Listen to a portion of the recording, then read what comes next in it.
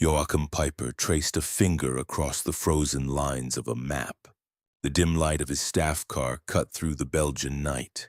Around him, the rumble of 1,000 idling engines was a silent drain on a desperate gamble. Yet the weight of what was already in motion pressed far beyond the present hour. He didn't yet know that the true end for his column, 117 tanks and 4,800 men, was sealed, not by enemy fire but by the simple, critical lack of gasoline. It was 3 a.m. on December 17, 1944. Piper's armored spearhead, an elite German Kampfgruppe, was already 14 hours behind schedule. The road, codenamed Rollbahn D, was their express route to Antwerp, a crucial port. Piper later described it as suitable for bicycles, not heavy panzers. It was wholly unsuitable for the King Tigers under his command. Before this week was out, this formidable German column would find its progress halted. This was due to a map that led astray and bridges that would vanish. A match also sparked a wall of fire, contributing to the halt. Just 3 days prior, Adolf Hitler had staked everything on a single audacious plan. This plan was to punch through the Ardennes forest and split the Allied lines. Their ultimate objective was to seize the crucial port of Antwerp. But the plan contained a profound flaw from its very inception. There simply was not enough fuel for the ambitious operation. Piper's forces carried barely enough gasoline to reach the Meuse River, their critical objective. This entire operation was a calculated risk, built on a bold presumption. His tanks were to capture Allied fuel depots intact for refilling. This would allow them to drive themselves to victory. His column was not a self-sustaining spearhead, but a ravenous entity.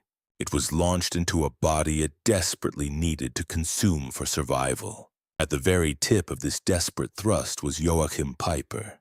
He was a decorated, ruthless 29-year-old commander in the Waffen-SS. His unit had earned the chilling nickname Blowtorch Battalion on the Eastern Front. This precise context makes the events of the next 8 days so remarkable. The offensive had begun with a thunderous artillery barrage at 5:30 a.m. on December 16th. Yet Piper's column never moved, causing immediate concern and delay. The infantry divisions tasked with creating the initial breach for his armor were stalled. This was against the stubborn defense of the American 99th Infantry Division. Stalled infantry and supply wagons quickly choked Rollbahn D, transforming it into a frozen serpent. It stretched for miles before Piper had even encountered a single American soldier. This initial unseen detail would begin to unravel the entire operation.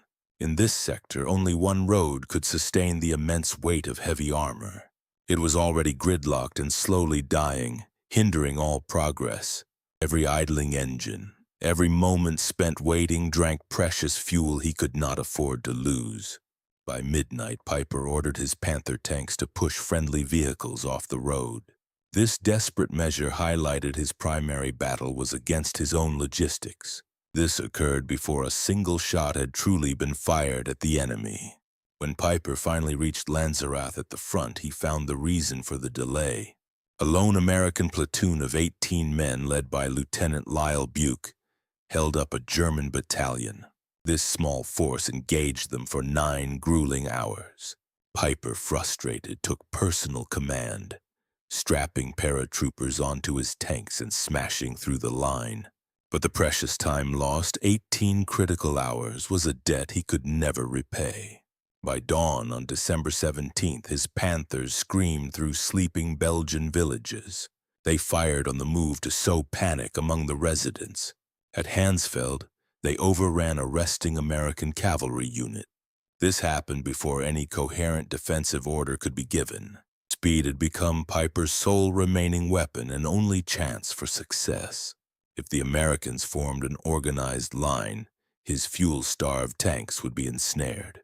This would lead to a static, grinding engagement they simply could not sustain. At Bellingen, his lead tanks were running on fumes.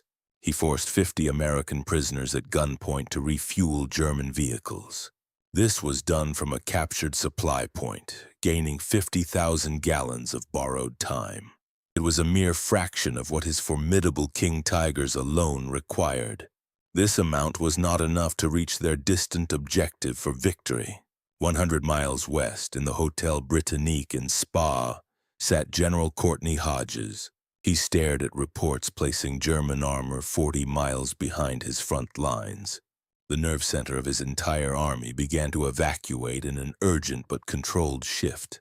But amidst the chaos, American logistics officers made one quiet, devastating decision. Their crucial decision was to burn all the fuel. They decided to prevent the Germans from acquiring it. At 12:30 p.m. that day, Piper's column reached the Bonnier crossroads. A lightly armed American artillery convoy, caught unaware, surrendered after a brief firefight. What unfolded next became one of the most documented atrocities of the European War. Piper's men machine-gunned 84 unarmed American prisoners in an open field. Within hours, word of the Malmedy massacre spread like wildfire. The initial panic among Allied troops transformed into something far more powerful. This was a hardened resolve to fight the enemy. Men who might have considered retreat now chose to fight to the last round. They refused to surrender to an enemy capable of such brutal acts. On December 18th, Piper's Panthers stormed the bridge at Stavelot, seizing it intact.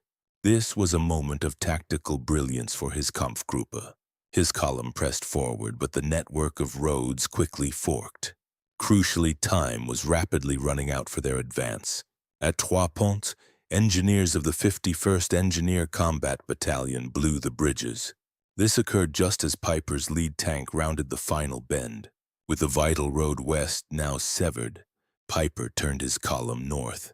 He was desperate to find Allied fuel depots he knew existed.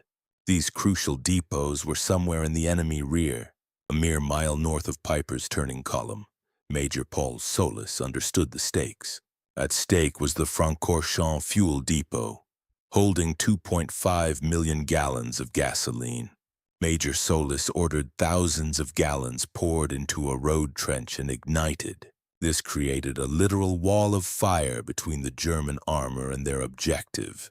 Facing ever-stiffening resistance, Piper realized his northern route was now a dead end. The fuel he so desperately needed was close enough to smell, but utterly impossible to reach. Bleeding both time and gasoline, he turned his armor west once more. His new objective was the villages of La Glaise and Stoumont. He was driving straight into a deadly and unavoidable trap. Piper eventually reached Stoumont, marking the deepest penetration of the entire German offensive. In the dense fog, his Panthers and King Tigers engaged the American 30th Infantry Division. On the narrow, winding streets of the village, the massive King Tigers could not maneuver effectively. When the lead tank was knocked out, the entire column froze. That same afternoon, American forces recaptured Stavelot behind him. The trap snapped shut, effectively encircling Kampfgruppe Piper. In the confusion of the Stoumont fighting, Major Hal McCown moved through the woods. He was attempting to link up with an adjacent unit. Suddenly, a German outpost emerged from the tree line.